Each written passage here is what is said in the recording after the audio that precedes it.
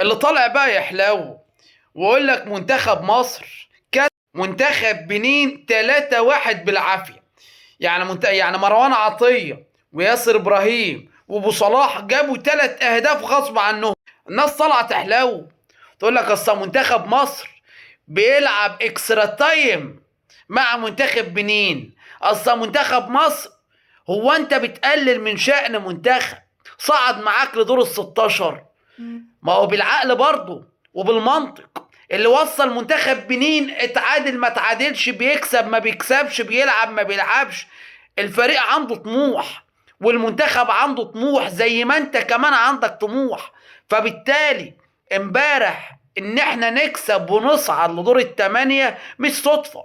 وما تقوليش المباراة ما كانش فيها يعني لعب ولا اداء ولا فن، ولا ما تكلمش من الناحية الفنية ابدا. اتكلم من ناحية ان انت بتقابل منتخب عنده شعب زيك بالظبط، ومنتخب عنده روح عالية زيك بالظبط، ومنتخب عاوز يصعد زي ما انت عاوز تصعد بالظبط. فمحدش يطلع يقول احنا كسب منتخب بنين بالعافية. لا، احنا كسبناهم بالعافية لان احنا عندنا روح وهم كمان عندهم روح.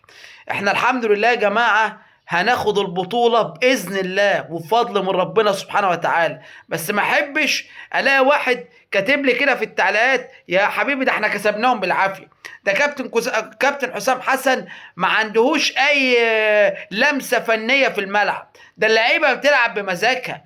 ده ما مروان عطيه الكرة جات له بالصدفة شاطها زي ما تيجي، ده ياسر ابراهيم مش عارف ايه، ده محمد صلاح طلع يقول احنا اللعيبة كلها محلية. يا باشا احنا كسبنا وهنكسب المباراة القادمة بإذن الله بأداء اللعيبة وبفن كابتن حسام حسن. اللي طالع بقى يحلو ويقول لك منتخب مصر كان منتخب بنين 3-1 بالعافية. يعني مروان عطية وياسر ابراهيم وابو صلاح جابوا 3 اهداف غصب عنهم. الناس طالعه تحلو تقول لك اصل منتخب مصر بيلعب اكسترا تايم مع منتخب بنين. اصل منتخب مصر، هو انت بتقلل من شأن منتخب صعد معاك لدور ال16؟ ما هو بالعقل برضه وبالمنطق. اللي وصل منتخب بنين اتعادل ما اتعادلش، بيكسب ما بيكسبش، بيلعب ما بيلعبش، الفريق عنده طموح والمنتخب عنده طموح زي ما انت كمان عندك طموح. فبالتالي امبارح ان احنا نكسب ونصعد لدور الثمانية مش صدفة. وما تقوليش المباراة ما كانش فيها يعني لعب ولا اداء ولا فن، ولا ما تكلمش من الناحية الفنية ابدا. اتكلم من ناحية ان انت بتقابل منتخب عنده شعب زيك بالظبط، ومنتخب عنده روح عالية زيك بالظبط، ومنتخب عاوز يصعد زي ما انت عاوز تصعد بالظبط.